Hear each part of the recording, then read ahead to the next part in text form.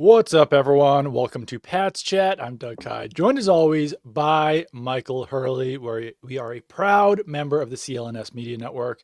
The show is brought to you by Prize Picks, America's #1 daily fantasy sports app. Download the Prize Picks app today and use code CLNS to get $50 in lineups after you play your first $5 lineup. Michael, how are we doing? It's Tuesday morning. I don't know if we've ever done a Tuesday morning pod before. I'm sure we Unless have. we did one last week. I don't know. Days are running together. Only you know this, Doug. I just basically choked to death just before we went live. So hopefully that doesn't. And I went live anyway. Yeah, no, I mean the show goes on. But I'm sure we have, but it's been a while since the Monday night game. But yeah, Doug, 11-2. It's a pretty crazy thing. My thought last night was, how long did it take them to get their previous 11 wins? And it was 35 games. So they went 11-24. 2.5 seasons. 2.5 seasons. It went back to their bye of 2022. Yeah. And that was a 2.5-year slog to get 11 wins. This time they've done it in 13 weeks. It's crazy. This was a game last night against the Giants that I think a lot of people, myself to some degree, built up some reasons of some serious concern, mostly due to the injuries on the offensive line. And at no point was this a competitive football game. So I think it says a lot about where the Patriots are, and it's pretty crazy.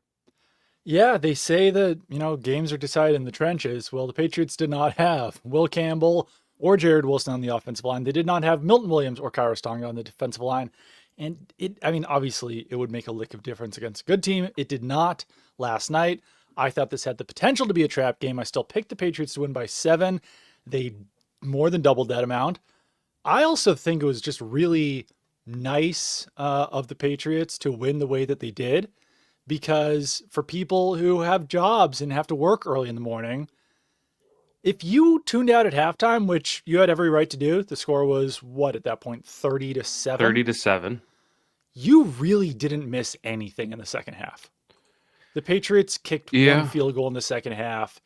You got most of it. You got almost all of it. So just really great mindfulness by the Patriots, very polite, really thinking about the viewers to do everything they needed to do in the first half so that they didn't have to do really anything in the second half. There was at least a skosh of drama where it was a 15-point game. Theoretically, could have gotten tight. The Patriots had a punt. I believe it was a... How do they... 22-yard punt? No, that was earlier. That was a run. That did not make the booms.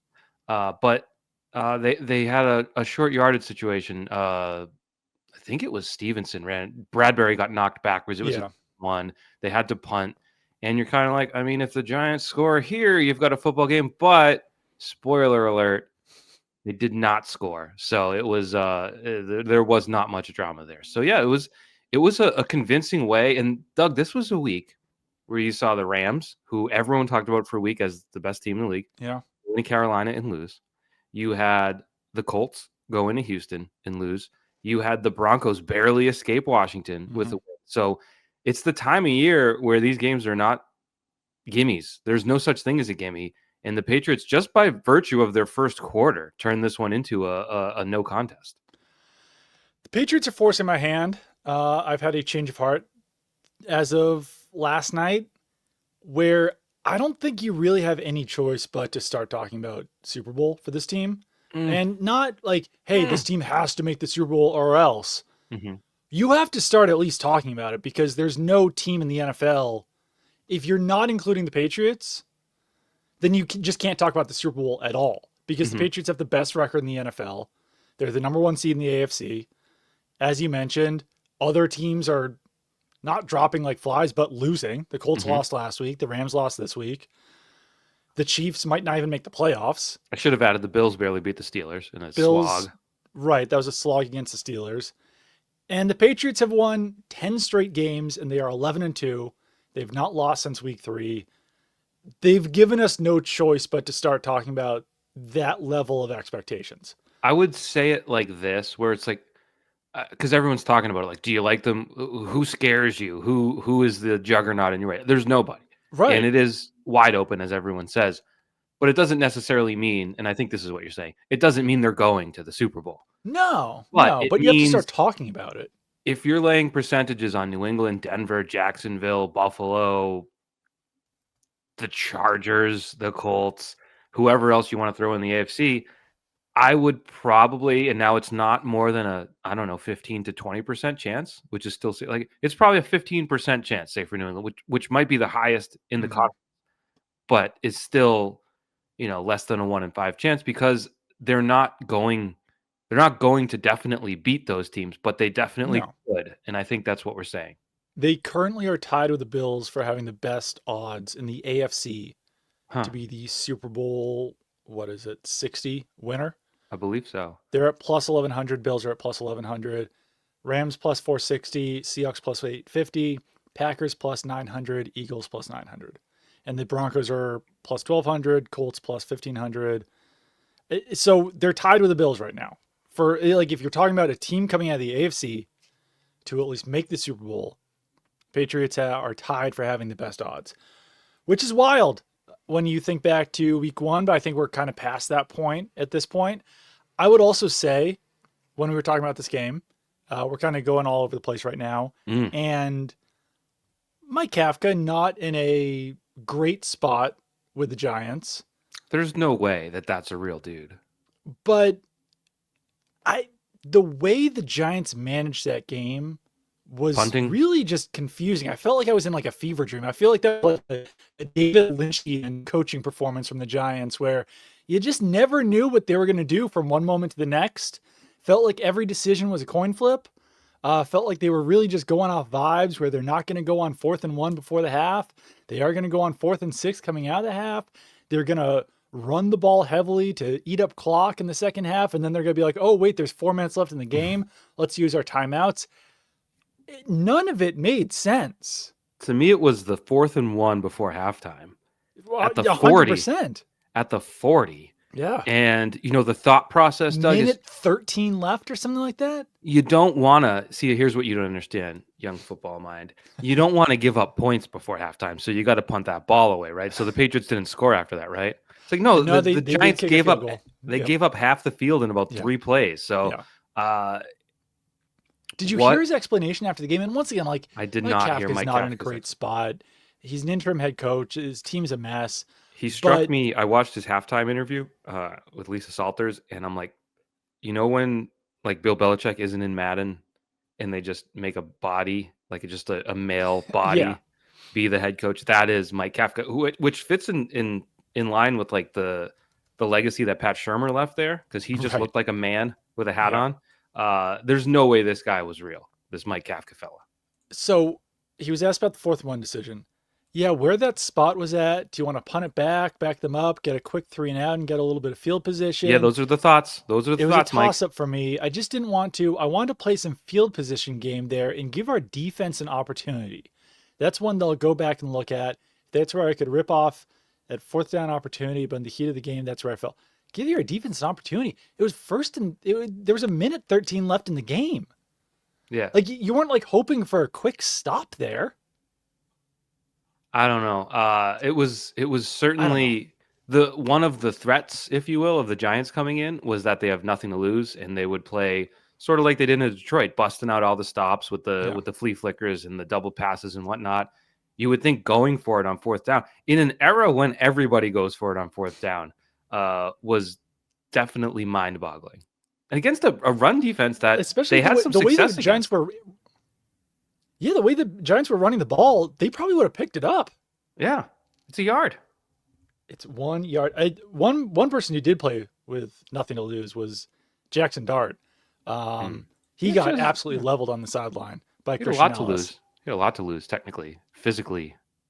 That was dangerous. This is not. I can't come up with a Giants chat off the top of the dome. This is not Giants chat, but I did think it was funny reading back to Jackson Dart's transcript after the game, where he was asked like 15 times, hey, should you protect yourself better? And his answer every single time was like, this is the way I played in high school. No one should be surprised. You all know this is how I play. I play aggressively. And it's like, the guys you were playing against in high school. Jackson, I played high school football. They were like 215-pound defensive tackles. it's not like Christian Ellis, obviously not the biggest guy in the world, but he's a linebacker who's 230 and runs like a 4.5, and he can hit you and make you fly 10 yards. So, like, I mean, do you, Yeah, Jackson Dart? But yeah, it's inadvisable, I would say, and the number of sort of guys that come in with that mentality is immense. The number of guys that actually learn quickly is smaller. yeah, He doesn't strike me as the type. I don't know Jackson Dart personally, but I see the eye black and just the chains and everything. He doesn't strike me as someone who's out there learning quickly.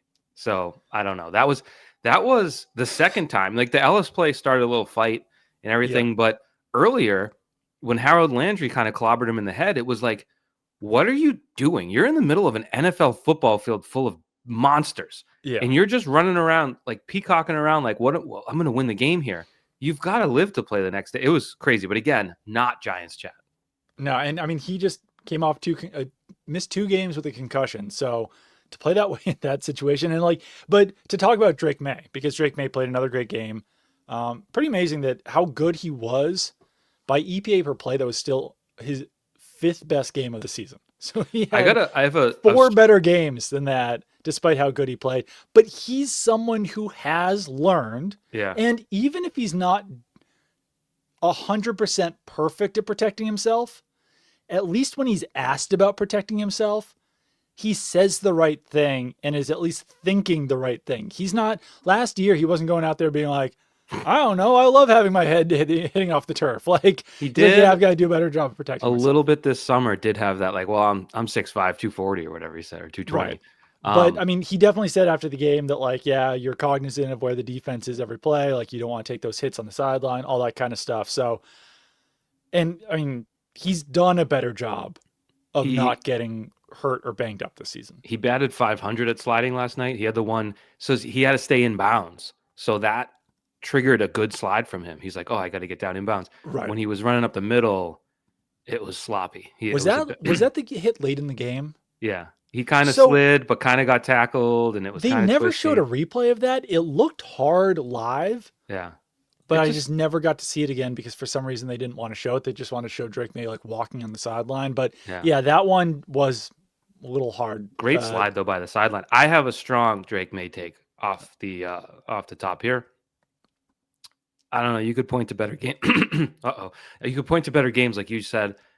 I was blown away by how in command he was, given that he didn't have his 2 starting Yeah. left side of the linemen in Will Campbell and Jared Wilson, because we watched Drake Maye as a rookie, right? And we all saw the talent and the ability and how, like, I thought he was going to be Josh Allen pretty quickly, like some of the plays he was making. However, he lost a lot, and that was a story in Boston sports media. You know, he's only won 1 game Can as he a starter. win? And the reason, if you have a brain watching those games, that he didn't win was because there was no offensive line, Yeah. and it was such a challenge just to exist. So I had, I guess, I don't know if fear is the right word, because I don't really fear these things. But, you know, if I were to identify a major issue facing the Patriots in this game, it would be that you'd have a redux of last season. And it wasn't just like the quick game was on.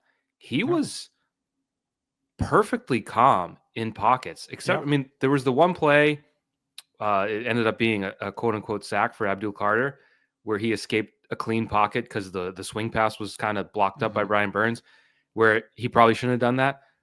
But I don't know that there was another bad decision he made in the pocket all night, which is crazy considering the massive loss that he had on his left side. So I was blown away by that. Like, whatever the numbers might be, his poise and calmness in that situation was crazy.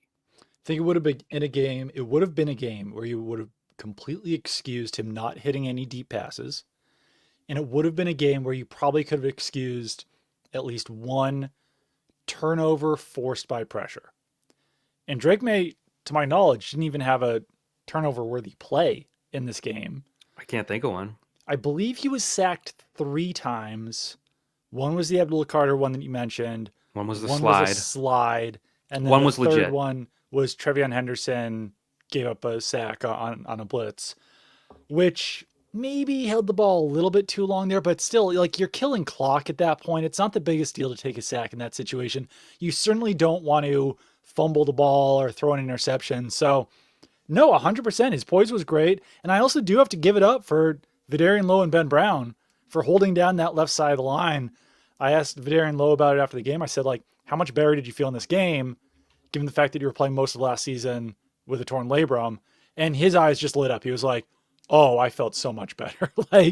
And like, that's not to say that Vederian Lowe will be a above average starter while Will Campbell's out or anything like that, but it does at least raise the level of play that he's going to be at. And we saw it last night, like in PFF's initial charting, you gave up 2 hurries. Like, that's very typical for a left tackle. Yeah. And if anything, it's probably like below what's typical for a left tackle. It's facing a team that has Brian Burns and Abdul Carter for 3/4 of the game. But yeah. still. Well, but yeah, if you get that level of play, you're for a few weeks, you're going to be okay. I think that's what we talked about last week, where can you get reasonable play? And I think we made the case for giving Vederian Lowe a chance, and not sort of being victim to just panicking because last year was so bad. So if you get that going forward against Baltimore, against Buffalo, and then who's the fourth game there is going to be Jets. The Jets, you can get by. Like, you're not at full strength, but it's totally functional. And that was the biggest question last night. And like you said, the Giants suck, but they have a good pass rush. So the fact that you were able to manage it that night, and who knows, like, what it takes an offensive lineman in the NFL to call in sick has to be beyond what most of us can imagine. Because those guys, I don't know Garrett Bradbury personally, but I can just generalize interior offensive linemen are some of the nastiest, toughest, just meanest, grossest dudes in the world. So to be like, hey, boss, I don't know if I can go tonight, I'm sick. He must have been battling something bad. So to manage that night with that banged up and battered and backup offensive line was really impressive. No, it really was. And I don't think it was anything like super serious that he was dealing with, but he played through it and he played well too. That one play I mentioned, just that 1 3rd and 1, he got barreled back into the running back. But other than that, that's also like, not to say, like, it is also kind of Garrett Bradbury where he's not the biggest guy. And you'll take the athleticism that he offers with a little bit of a downgrade in strength than some centers. But I don't know. I mean, like, I think it's been nice to see Patriots fans kind of like give him the credit that he deserves and the flowers that he deserves, because when he was listed as questionable with the illness, there were a lot of Patriots fans being like, oh crap, Garrett Bradbury better play in this game. And like, David Andrews was a Patriots legend, obviously probably still some hurt feelings among fans that he got released and couldn't play this season or didn't play this season. And Garrett Bradbury took over, but like, Bradbury's been really good in that role. He's been a really strong team leader. I know this doesn't matter to people, but like, he's been great with the media as well. Like, that is what matters. What was it? That is what matters most. But that just tells you what kind of person he is, not even just to reporters, but in general. Like, he'll sit in his chair after a game and do a one-on-one with any single person who comes up to him. He'll sit there for as long as you want. He'll do it with a smile on his face. Very nice, very personable guy. So yeah, really, really good person to have on the team. And he's close with Drake Maye as well. Yeah, it's one of those things. They made all their offseason moves, and some of them were sort of looked better than others. And that was one that maybe you looked at as, don't love that because of the Andrews thing you mentioned. And it's been, I wouldn't say it's an A+, but I don't know, A-. It's been a great fit, and it's just worked. I have one other large picture, sort of top of the podcast thought here. 19 minutes in, I guess it's not the top. A 10-game win streak is stupid. Like, it's now, there's no doubt there's some aiding of the schedule in there for sure, but it doesn't matter. A 10-game win streak. This team with Tom Brady only won 10 games in a row 3 times. 07, obviously. 15. Is that right? I have it right here. 2003, they won 12 Yeah. in a row because they won 21 in a row, Yep. which was pretty funny. And then 2015, they won 10 in a row. So this is, the fourth time in franchise history they've won 10. All three previous ones were with Tom Brady coming into the peak of his powers, at the peak of his powers, and sort of rejuvenating the peak of his powers. And you never did it without him. Your highest win streaks without Tom Brady was seven games. So 10 in a row, I understand the schedule has been a gift, but that doesn't matter to a lot of teams. It didn't matter to the Rams in Carolina. It didn't matter to the Ravens against Cincinnati on a short week. I just think to sit back at 10 in a row is nuts. And obviously, this schedule's been talked about ad nauseum, but that Panthers win is legit, given where they are at this point. It was a blowout too. That Bills game, obviously legit. Bucks win, legit. Falcons are now. The Bengals win. I tweeted this after the Bengals played this week.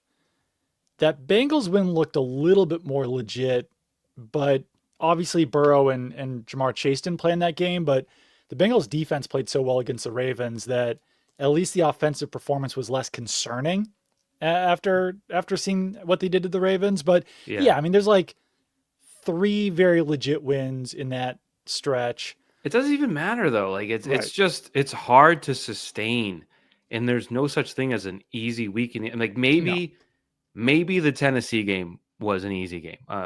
We could probably get into the specifics, but generally speaking, you don't get an easy win in the NFL. And for as bad as teams are, and whether they're tanking or not, like guys have pride. Guys are out there. I think you saw that with the Bengals. Like those guys didn't have much to play for, and they tried to win that game. So I don't know to have. I guess the Bengals game was a stumble. The second half against the Falcons was a stumble, but they didn't lose. So it's really odd to have those missteps and still keep winning. So I don't know how you sum it up in a proper perspective way, other than saying this shouldn't be happening. You know what I mean? Yeah.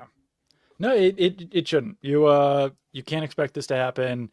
And I do think, obviously, once they get to the playoffs, there are some things that you need to clean up. Don't want to be negative Nelly over here, but the fact that, Mike Vrabel walks into the press conference this week and Stick, the equipment manager, has embroidered no naps onto his vest. Well, it's a team that does take some naps during. There were some naps last night. So, and once you are playing better teams, the best teams in the playoffs, I do think that needs to be cleaned up.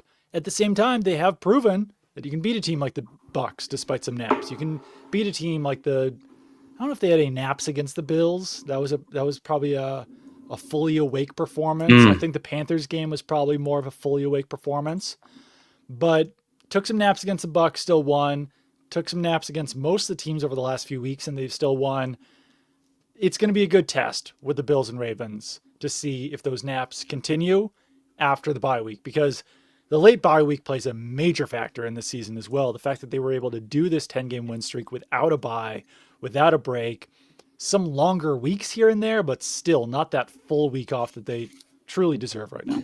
Yeah, it's in to get through, not to diminish the injuries, which I still think will present some problems. Like I don't think you're in the clear just because you had a decent game, but to get through relatively unscathed, they had Booty missed some time, came back. Gonzalez started injured, has been really good since coming back.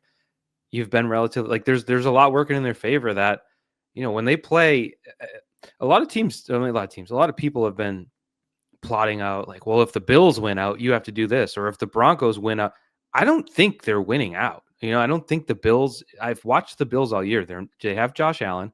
They aren't the Bills that we've seen. Do you know who they had their 3 leading receivers on Sunday in that awful game against Pittsburgh? 2 running backs and a tight end. Do you know who their leading wide receiver was? I know Keon Coleman had the touchdown. He had 2 catches for 9 yards and a touchdown. However, the leading receiver, his name's Brandon Cooks, signed with the team a few days earlier. He had 1 catch for 13 yards. That's crazy. He was the top wide receiver for the Buffalo Bills. So you talk about Josh Allen having to do it all. Yeah. James Cook is incredible. Don't get me wrong.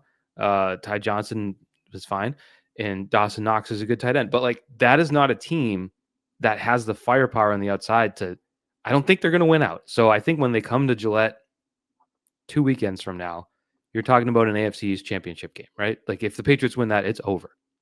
Yeah, I would say so. And yeah, this is as far as Josh Allen is concerned. Obviously, it's difficult to make this comparison at all. But given the state of his wide receiver core, this is kind of like that 2006 season for Brady, where it's like, all right, your top wide receiver is Khalil Shakir, and we're gonna just keep trying to add guys as the season goes along, and see if any of those guys can help you out. Shakir signed a pretty big contract, but he probably is better than anyone Brady had in '06, Yeah. but not Well, significantly.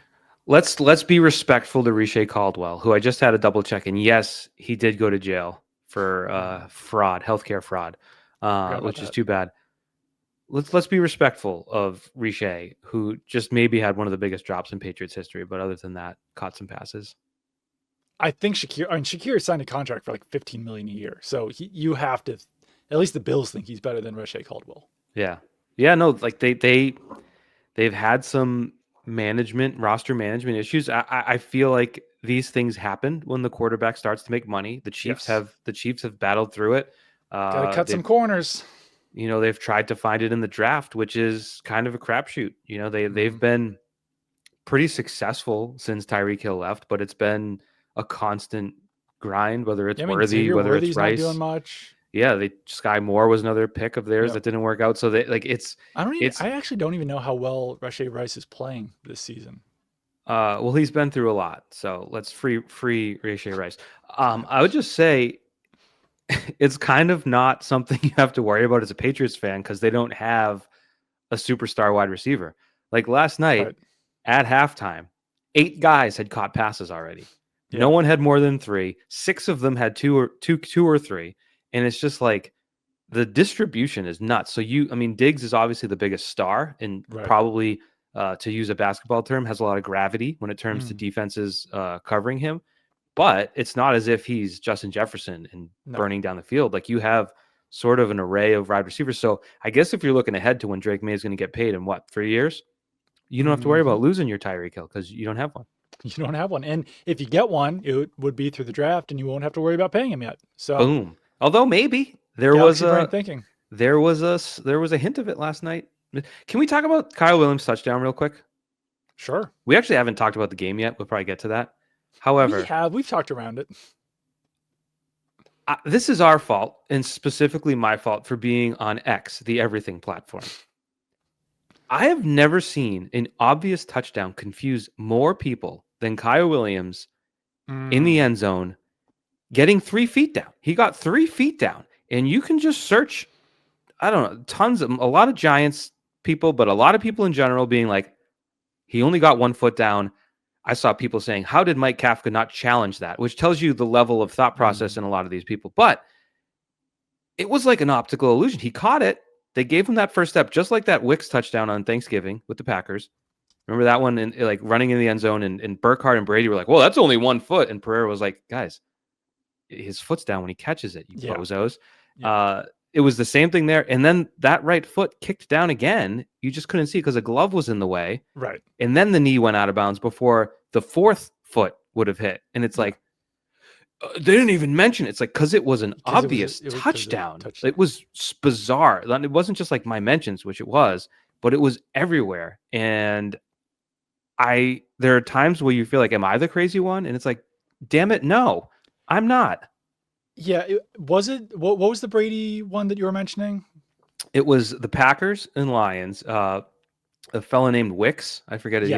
Yes. He caught it in full stride. His foot was down as the ball hit his hands, and then he moved it to the left hand and got the second hand down. And there was confusion, like, did he have possession? But it's like, yes, it was in his hand. Like the referee even said it. When I saw Lions fans arguing about that on Twitter, I was like, you guys hate football. If you really don't want that to count as a catch, then you despise this game and you don't want any scoring. Like it's very obvious when it's bobbled, like Travion Henderson last night. Now, granted, he got ear hold while bobbling, so he should have been a defenseless receiver, but they didn't say so. When you're bobbling it versus when it's in your hand and you're catching it. Like it was these guys. Did you see Treylon Burks Sunday night? Like these guys catch the ball when it hits their hands. Yes. Yeah, it's the catching process starts when it hits your hands, and if you have a foot down, then it counts. Let's talk quickly about Prize Picks because this episode is brought to you by Prize Picks. The hard hitting. I can never nail that line. The hard hitting football action is even better with Prize Picks. The weather is changing. It's currently snowing outside, but the feeling of being right never gets old. So keep the season rolling on Prize Picks by getting $50 instantly in lineups when you play your first $5. I'm not having a lot of success on Prize Picks. You're going to have to start making these picks, I think. I actually checked your Prize Picks last night. It was not good, Doug. It wasn't great. Not good. Yeah. So we're going to have you start doing this. Yeah. Because like I said, it's not going well. The funds are draining. I was 2 of 4 on one of them, 1 of 3 and 1 of 3. So Tyrone Tracy, the usage of the running backs by the Giants, I'm going to blame Mike Kafka on that because they just decided to use Devin Singletary for the entire first half, which was confusing. Uh-huh. What are you going to do there? Tyrone Tracy also got hurt, which didn't help either. But no excuses. It's not going well. The Patriots did defend Theo Johnson better than I thought they would. He dropped a touchdown, so he dropped a touchdown. Not didn't help the old Prize Picks. I was right that Maye threw for more than 1.5 passing touchdowns, and I was right that Trevian Henderson didn't get to 15.5 rushing attempts. But otherwise, yeah, I mean, Brian Burns didn't have a sack. He almost did, but Drake Maye slipped through his grasp. And his poise was too good. I forget his poise was good. Burns got tackled by his teammate, which was unfortunate. It was like number 29 or something. Yeah. I think he was dead to rights, and then all of a sudden you get that was wild. It was too bad that Maye decided to just throw away the ball because that would have been like an iconic Drake Maye play if he had thrown a touchdown on it. And then he could have gotten in Brian Burns' face, like, which he definitely would have done. Drake Maye is that type of player. So next week we'll be much better because next week we are going to do better because we're going to make no Prize Picks because the Patriots are on a bye, at least for the Patriots game. But the next time that we play Prize Picks, it will be much better, and you can start following Hurley's picks and not mine, or you can fade my picks. That's a better plan. But you can download the Prize Picks app today and use code CLNS to get $50 in lineups after you play your first $5 lineup. That's code CLNS to get $50 in lineups after you play your first $5 lineup. Prize Picks, it's good to be right. I think we should do some dooms and booms. Yeah, I think we are Booms ready for the dooms and booms. But I just want to say something real quick. Absolutely. Respectfully. Did you watch Cam Newton say that about O.J. Simpson? I watched it 48 times, and I laugh every single time. Is he on First Take today? You know, we all know his schedule, as Stephen A. knows. But I'd be curious to know what he thinks about the deep balls because Drake Maye still hasn't beaten Josh Allen twice, but I still think his deep ball was good. But respectfully, one of the funniest clips I've ever seen in my life. I think Cam Newton just sometimes says words and like it isn't fully thinking about them because he's like rambling to fill space, and I'd listen to the like man. Sometimes you just say someone's middle name a lot of times, and sometimes you talk about O.J. Simpson respectfully. Respectfully, God rest it. Respectfully. One of the funniest clips I've ever. And I forget, Dan Orlovsky's just staring at him like, oh my God. Oh God. What are we're going to So Dan Orlovsky, I was at the gym yesterday, no big deal. Brag. And I believe First Take was on because Stephen A. Smith and Cam Newton were on it. But then Dan Orlovsky was on too. Is Dan Orlovsky on every ESPN show? Yes. Okay. Please, like, so you that's don't know why, like, all I'm these sorry, guys' Stephen schedules. A. Smith, but that's why we don't know what show Cam Newton is on because they're on all the shows. Right. Like Marcus Spears, I think, is on multiple shows. Damian Woody, as we've said, is on multiple shows. Like if we were talking about Michael Wilbon or Tony Kornheiser, I think we'd have a pretty good idea of what show it was. Or like I'm pretty sure Rex Ryan is only on Get Up. Right? I think. Don't know. Mike Greenberg for sure is a Get Up guy. But like Ryan Clark is on all the shows. Right. Yeah. Anyways, you want a boom? I would love a boom. I don't know that he makes getting my as booms. Big as AJ. By the way, I saw a clip of AJ and Big Justice pop up on my Instagram, and I was like, I forgot about these guys. So good for them. Even though we do booms and dooms every week. Even though we do booms, I'm like, oh yeah, we just stole it. It's more of a Pat Jet thing now than it is a AJ and Big Justice thing. I agree with that. Now, obviously, Drake May is going to be our boom, but I want to start off the board a little.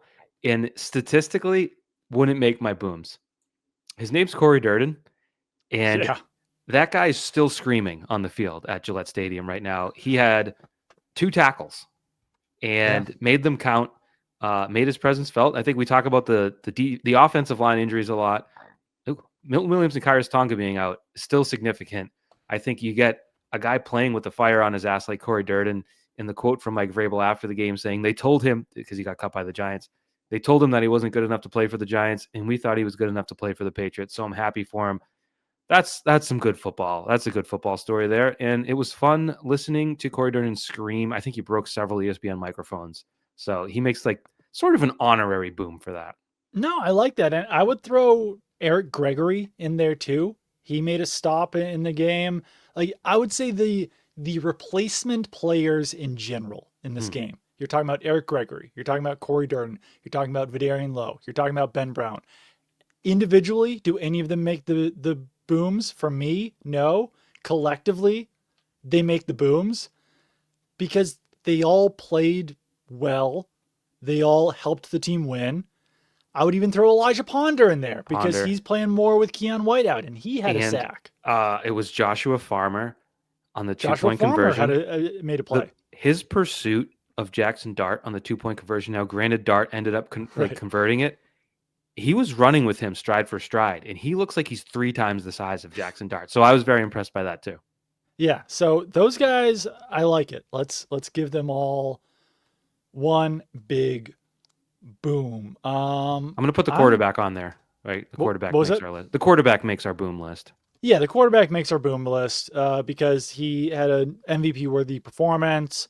Patriots fans were chanting MVP all night. He's actually now the favorite to win MVP. Crazy because it's wild. Don't you think the voters, and there's 50 of them, right? Is that how they do it? Yeah, a lot. Something like that. Don't you think a lot of them are going to look at that touchdown number? Because Stafford has 32, I want to say, right. And May's now up to what, 23? I do think that he still has to fend off Matthew Stafford. I think that him being the leader right now is, I don't know, it's as a whole at the end of the season. I think they might rethink.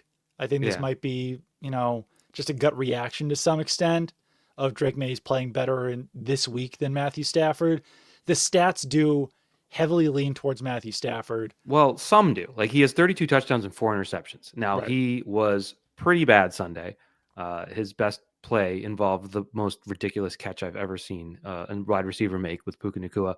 So 32 and 4 compared to 23 and 6 for May. Like I feel like you can look at EPA per play. Right. You can look at passer rating, which May has the slightest edge over Stafford. You can look at a number of sort of different stats and say May is better.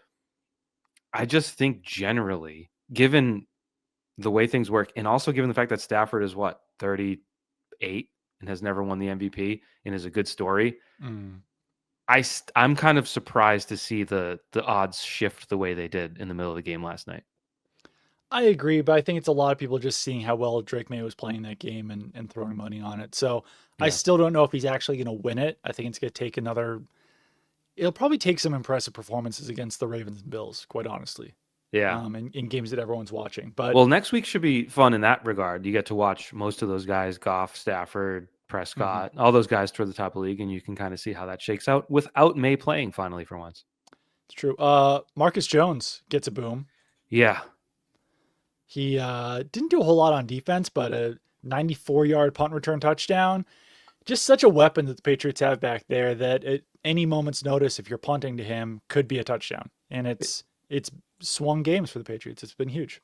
It stood out too because the opening kick to Terrell Jennings, right, could have been a touchdown too, but it looked like he was in quicksand. I'm not sure if his legs had not warmed up to the cold, but that was another kick return there for the taking that he ended up getting on that, like 60, 50? 39 yards. That's it.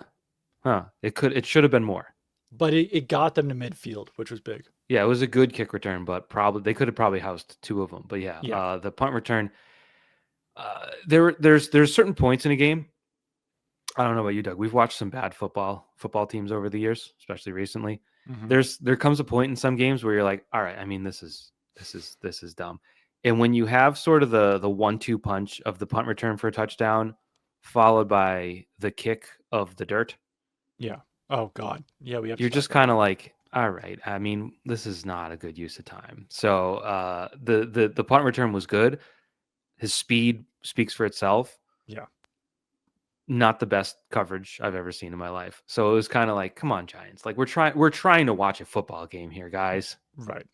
But Marcus Jones gets full credit for doing it. Yeah. Special teams for the Giants was really bad. Special teams for the Patriots was really good. So maybe they get a boom here. But the the Youngway Koo field goal. I think Kafka said after the game that the ball was moving. No. So that's So is that why he I put his plant foot? screenshot it. He kicks the turf. I would say 16 inches, maybe 15 inches in front of the ball. Yeah, It it was was like, almost half a yard, definitely more than a foot. yeah. It's something I've never seen before in a game. I've never seen a kicker just miss the ball and kick the turf. I don't think I'll ever see it again. And the amount by which he missed was really the craziest thing. Yeah, usually you get a shank in there. You get like a ball coming off weird. I'm Right. just trying to look like you don't want your plant foot to be 2 feet in front of the ball. Just logically speaking. I'm not a Right. kicker. I'm not going to get into the mechanics, but you generally want to be about even so that when your leg comes through, this is when you need what's his name, the former special teams coordinator. Uh, would love to talk to us about physics on Zoom. Oh, yes. Not the best special teams coordinator. Why can't I think of his name? We talked to him so much. Not Joe Judge. No. Oh man, this is tough. This is This is this is. tough. I can see his face. I can see his Cam face too. Acord. Cam Acord, Um, yep. he was good at explaining, but you want your kicking leg to swing through so that when you kick the ball, you're starting to go up. Right. Whereas if your plant foot is beyond the ball, you're still coming down on it, which feels like an impossible way to kick a ball. So yeah, just one of the weirdest moments of all time, and it kind of ruined the entertainment factor of the well. It provided I a thought it was different pretty entertaining. it provided a different If type I'm of being entertainment honest. factor, but not in terms of a competitive football game. Yeah. I got a boom for you. What is it? His name's Christian Ellis. Yeah. He laid the boom. The hit, yeah, literally gets a boom.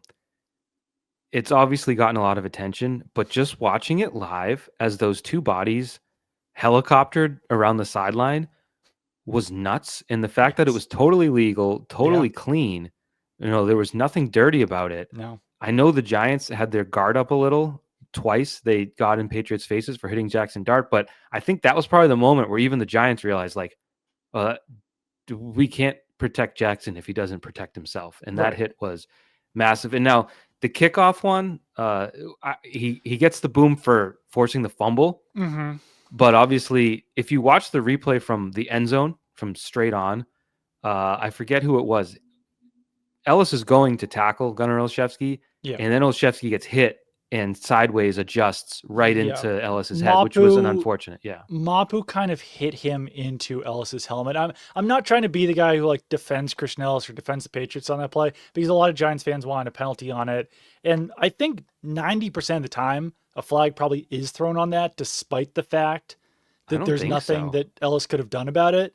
But Ellis was coming for the tackle, and then Gunnar Olszewski got moved by Marte Mapu, Yeah. and that's why their helmets collided. So it was not an intentional act by Christian Ellis. Like I said, usually a penalty is still called on that, but I Mhm. think it was the right call to not do it because it was not intentional. Right. And yeah, credit to the refs. To me, I was like, You're a big ref guy. I love when you give credit to the refs. they got the calls right in the end zone on touchdowns all the time. They got that right. No, but it's the ball carrier. I don't know. They did briefly for a year or two do that lowering the crown of the helmet rule Yeah, where they would penalize running backs for doing that. Right. Mac Hollins got Matt fined Collins for got it, fined. which is insane because he didn't even lower the crown of his No, helmet. that was a weird one. I hope he wins his appeal. Me too. Because it was like $20-something thousand. Like Yeah. it wasn't $0. But yeah, so it looked violent on film, you watch the replay and you're like, well, he was clearly going to shoulder the running back, the guy with the ball, and then ended up having him bounced into his head. But the point is that was a pretty big turnover forced, however it might have been. It was. Do you have any other booms? I mean, they spread it out so much. Like, this isn't a boom per se, but you had 23 carries for 107 yards from your two running backs, which Not is bad. Yeah. for this team pretty good. Now, granted, that run defense is worse than Cincinnati, so you should have, like, Hunter Henry led them in receiving yards, but also dropped what should have been a first down. If he had that touchdown, he probably would have made the boom list. But who was it? Who actually The one that didn't count? Who took the penalty? Yeah. I think it was Ben Brown. They called it on 75 live. I think it was Ben Brown was still getting, but it's like, I don't fault him. Shifted into a 3-point stance, they said? He was like he was, elbows on knees and then was getting into his stance when the motion started, I guess. Okay. Which is too bad because that would have given you a 300-yard game for Drake Maye. I know. 3 touchdowns. Yeah. It's like, I don't think it's ever happening. I think, he made a deal with He's never going to have one. He made a deal with the devil, and Lucifer was like, Drake, you will have a great, successful NFL career, but you will never feel the joy of throwing for 300 yards a game. Drake was like, sweet. That sounds sweet. Shoot. I'll take that. One thing I like about Drake Maye, and especially you compare it with like Jackson Dart with all his goofy face paint and jewels, like I said, we don't know these guys at all, but you kind of feel like you have an idea. I want to say this the right way. Do you think Drake Maye ever gets really, really happy? Because he just seems like a stoic sort of just steady Eddie. And it's like, oh, Monday Night Football. What's it feel like playing Monday Night Football? He's like, pretty sweet, pretty cool to do it here at home. He's always just steady. He's never I know he had the problem, he said, the starting game's too amped up, so there's probably a lot of internal stuff we don't see. But I don't know. You compare it to a lot of guys. Compare it to Mac Jones doing his breathing exercises on the sideline and stuff. He's steady, but he's not boring. I feel like when Troy Aikman was in the NFL, he was boring steady. I don't even care. Drake Maye still shows personality, and he is smiling up there. I don't know if he's ever. I understand what you're saying, though. I just mean these moments. Yeah. It's not oh my God, I'm on Monday Night Football. He's like, oh, that's pretty cool. I'm going to throw the ball now. It's just very reliable, I think. I don't really care about entertainment. There's part of me that I think he always kind of expected to be here. That's kind of the impression I get from him. Which is crazy. I never even when he's asked oh, have you ever been on a run like this? He's like, oh, I don't know. I was in high school. I was in college. I don't think there's a shock to him that he's in this position. Yeah, I guess so. It's just but that's kind of crazy, I guess, in and of itself. It is. No, absolutely. I did have a still not while we're going through the receivers. Diggs had a 3rd down conversion and a 4th down conversion, both of which I thought were pretty significant. Or sorry, it was a 2nd down. I thought it was a 3rd down conversion, but I don't know. He was useful. The 4th down conversion, they ran a zone, and it was come on. It was pitch and catch for 8-10 yards. So not necessarily boom worthy, but notable. Booty. I said this on Twitter, X, the everything platform. I don't know how many times this year I've said I did not know Kayshon Boutte could do that. Yeah. In that touchdown, running toward the corner of the end zone, flashing the hands, well covered. Yeah. He keeps pulling out tools from his tool bag that I didn't know were in there. No, it's true. Yeah. End zone fade, not a high percentage play, and they made it look easy. They made it look like a handoff. It was pretty crazy. So, I mean, the accuracy of the ball on that one, almost, not really almost, but they tried it again with Diggs there, and it was kind of felt like a little greedy. But I don't know, and the ball to Kyle Williams. I mean, you got to give Kyle Williams credit for catching it, but I don't think he makes our boom list. No. Really tough to find dooms in this game. Did get a comment in here. Bryce Behringer, 22-yard punt. Yeah, probably makes the doom list for that one. That was bad. It's not nearly as good of a season this year for Bryce Behringer. Not to the point where you want to get rid of him or anything like that, but you'd like to see some more steadiness here because you don't want any 22-yard punts in the playoffs. Little inconsistent. Yeah. Big doom for me is that red zone offense. Yeah, 1 of 5. Got down there deep early. They got to the 6. It was a short run. Then you had a short pass. May missed Henderson. He made Henderson spin around. And then third down was an incompletion to, but so like that was a bad start. They went 1 for 5, as you said, in the red zone. It's been an issue. I don't know why either. It's almost like their offense, they thrive in the deep ball in a lot of ways. Mm-hmm. And also, like, we know maybe they aren't, the Eagles when it comes to their offensive talent. So when the field is condensed and it's more one-on-one rep in tight space, they're winning less often than they need to. But I don't know. It shouldn't be as bad as it is. No, because I mean, Josh McDaniels had a great season as an offensive coordinator and play caller. Maybe they just don't want to pull all the tools out of the tool bag when they're in the red zone right now, when they're winning games anyway. But 1 and 5 is tough. Definitely something they need to fix. You don't trust the short yardage run game at all right now. I thought Ramondre Stevenson, despite only averaging 3.3 yards per carry, ran pretty hard in the first half. He That played better than he first, did last week. the first third down where he snuck in between Onwenu and Moses, like Yeah. there was like an A frame or I guess a V frame of legs Yeah. of two huge people, and he did a really good job of slipping through it. So that one stood out to me. I think I'm at the point, and maybe I'm missing some plays here. I think I'm at the point where I'm kind of done seeing Trevion Henderson in short yard situations. Well, maybe you got to get more creative. Like maybe you have to utilize the outside of the field. You do. No, I guess I'm talking more about like between the tackles running, because it's kind of like really go back never in time. seems to go anywhere. Go back in time. Like, are you giving Kevin Falk runs up the middle on 3rd and 1? Right. Like you You're not have to giving look James at White those carries. Yeah. right. You're giving him a blunt. Like there's just, I know you want to be unpredictable and stuff, but Right. there's a certain element of now one person who probably would have like Danny Woodhead probably would be pretty good at those, but he was Yeah, and like different. Trevion Henderson is more of a between the tackles runner than, let's call, James White or Shane Vereen, and probably Kevin Falk too. He's more in the build or skill set of like a Woodhead or a Dion Lewis. Yeah, that makes who sense. might take those carries. But as of right now, when Henderson is running up the middle in short yard situations, it does not feel like it's going well. I've said it before, and they're like what I found to be the most impressive run from Henderson this year was a 3rd and 11, 3rd and 10. They pitched it to him on the outside. He can assess the field. He can look at his defender in the eyes, plant a foot, and be past him. And then he's faster than everyone. So there was another one of those. I'm trying to think. I just had it, and then I started to describe that one, and I lost it. Either way, you get him in space. You give him a little bit of a chance to just make someone miss. Right. You're in a better spot. No, you definitely Got another are. doom. Got another doom for you. Oh, absolutely. Give it to me. Jalen Hawkins going helmet to helmet on Theo Johnson. Totally unnecessary. Totally gave the Giants life. They scored a touchdown in the next play.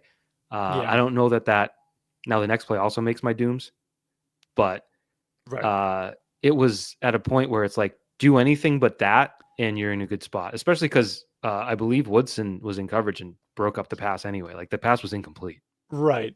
Yeah. Would it have been incomplete without the hit? Yeah. It was already out, and then he smacked him in the helmet. So not good. That he made my doom list as well. He did also have a pass breakup later in the game. So no, the touchdown that was dropped. He didn't get a hand on it. No, that went right through Theo Johnson's hands. All right. So good coverage there, but still, yeah. He was close. He disrupted the process of the catch, but probably still should have been a touchdown. Right. But I mean, I guess when you're talking about dooms, like a single penalty doesn't usually put you on the doom list. But it was like at that point, you're up what? 17. No, I'm not saying he shouldn't be on it, but like that's how good the Patriots played in that game overall, I would say. So it was 17-0 at that point. That was a 3rd down at midfield. You're probably getting the ball back, and it's like, dude, you can't be doing that. But then another doom would be the conclave of human beings around the ball carrier on, what was it, Slayton that scored the touchdown? Slayton, yeah. Catches the ball, 8 yards about the 22-yard line against the zone. You had Christian Gonzalez there. You had Marcus Jones there. You had Carlton Davis come late. There was another person. Oh, Woodson. Woodson was right there. Yeah. And they all just kind of expected someone else to make the tackle. And it was a pretty gross touchdown for a team that should have been, vibing. Yeah. That was a nap. That was a nap play. Not Giants chat. Two things on Darius Slayton. First of all, I was not aware they changed his number before this game.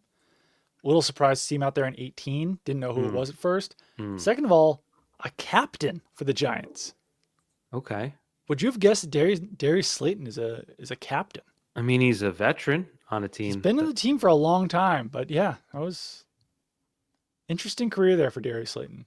Also, has most of the same name as another NFL player. Just threw a ton at the end. Well, he has the whole name of another player. Yeah. And then he just builds upon it. Ton. Yeah, kind of shows Darius Slay what's up. Kind of like, I bet you wish you had this. Anyways, that was a doom for me. I had Borregales. Now, did they make a press box announcement that was not a doom overall? But did they? Because all of you reporters were like, it was blocked. Yes, they made it was either the official or a press box announcement where they were like, actually, Roy Robertson, whatever, got his hand on it. It was blocked. It's not on Jesus. And then later on, they corrected it that it wasn't blocked. Okay. Yeah, I mean, I wouldn't have been shocked if it was blocked just because it was a really low kick. Well, I have this is a Pat's chat exclusive. I did a slow motion video of the slow motion replay, and I'm going to show you, and you can see, and anyone watching, I mean, you ready? Like it could have nicked an elbow. Yeah. But it also could have, it does look like it affected the spin, but it's also so close, you can't really tell. So I was confused. Even some of his makes, like that, 21-yarder at the end, was not confidence inspiring. This was his first cold game. Yeah. So you got that experience in a win, but he's going to have to keep working on it. I would say some of those kicks looked shaky. A little bit, yeah. Oh, I mean, overall, he's been pretty much nails this season. So you can excuse a miss and some shaky kicks when he's still making most of them. Another final doom is sort of conceptual. That touchdown drive the Giants had late in the third into the fourth. I think they ran 8 times for 58 yards. Yeah. One. Now, granted, I think at that point you're thinking, well, they're not going to beat us by running. Right. So just let them run it. But there should be more of a defense put up by your defense. Right. And then I don't know if you call that a trick play that they scored a touchdown where they sort of faked the end around, but was it a fake end around to Dart? I don't think so. I think it was a receiver. Okay. Then that's a little bit. But yeah, Singletary just basically walked in the end zone from 22 yards. So a couple of. And Slayton kind of walked in the end zone on his too. Yeah. Davis came over late and felt like he could have done a little more, but with Gonzalez there, it was probably like, well, I don't want to bash Gonzalez. So it was just, I don't know. Both of those touchdowns were definitely nap plays on a week where the coach wears the freaking garb to the podium and says, we don't want to take naps. So work to be done. I think that's one thing with this team that makes you wonder, you can beat the Giants like that. You can beat the Falcons like that. What if you're in a playoff game against the Broncos? I do have one more doom. It's once again a little bit more conceptual because Travion Henderson as a whole does not get a doom, but his blitz pickup did because he allowed a sack. Yeah. I'm with you. Overall, he had a drop too, but overall I would say it was like a net fine performance by Travion Henderson. What do you have? He had 67 yards on 11 carries. That's good. 3 catches, 4 targets, 19 yards. But yeah, drop, allowed a sack, good as a runner, not as great in the passing game. So you were at the game. You weren't enjoying the ESPN broadcast, which I was. Excuse me. Were you watching Buck and Aikman or the Manning cast? How's the Manning cast still going? I have not turned it on all year. No, I haven't turned it on probably 2 years because we grew out of the. I watched it when Bill was on last year.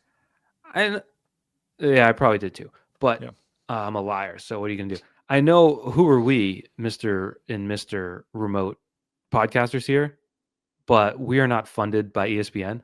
Right.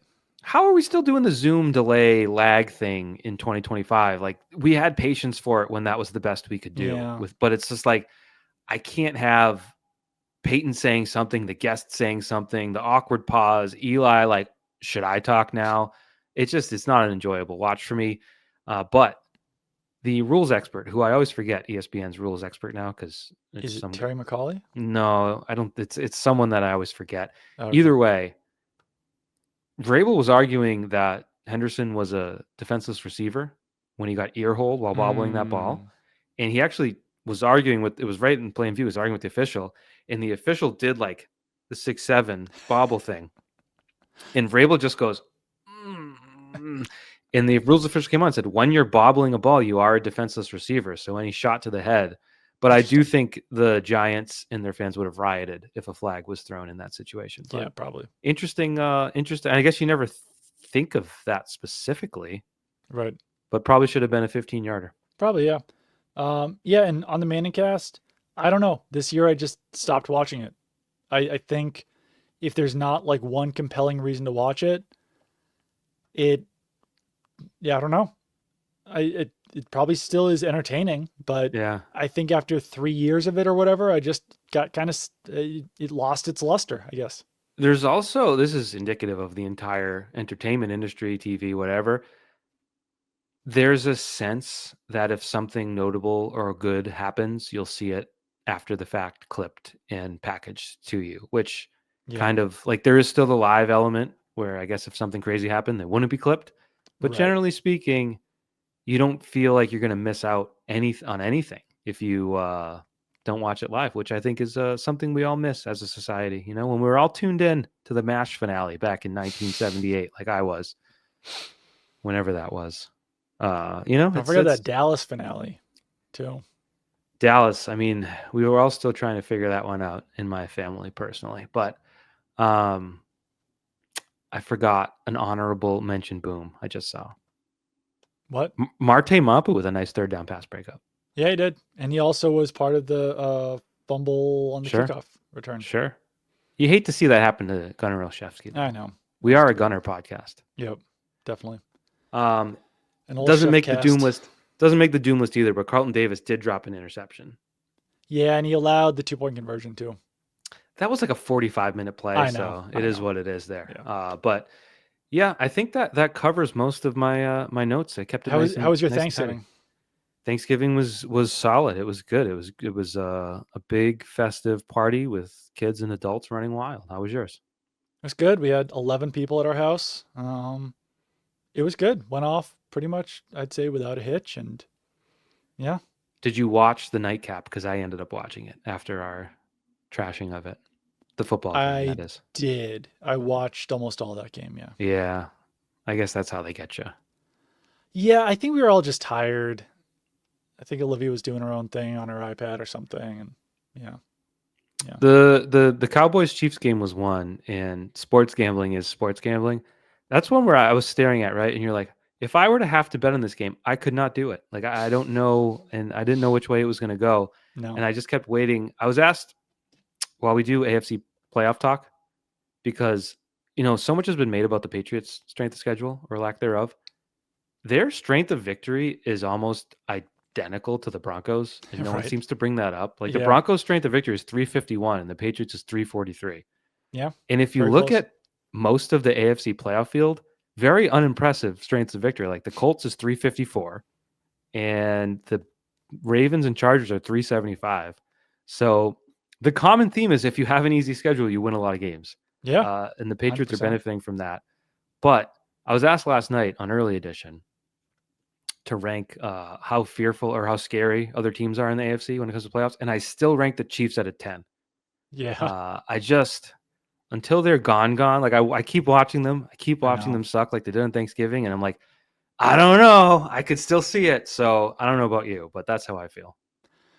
What did Andy Reid say? They're going to keep tickling your tonsils or something like that? Yeah, I sent you the video, but I don't know if we might get canceled if we play it. They're going to keep tickling. We're going to keep tickling your tonsils. So I just think Andy Reid's canceled now.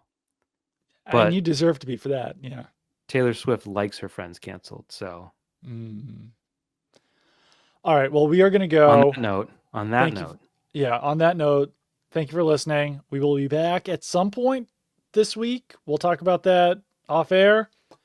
And subscribe, rate, review. Keep listening. Listen to all the great podcasts that CLNS has to offer. Download the PrizePicks app. Use code CLNS to get $50 in lineups after you play your first $5 lineup. And we will see you guys later. Goodbye. Bye.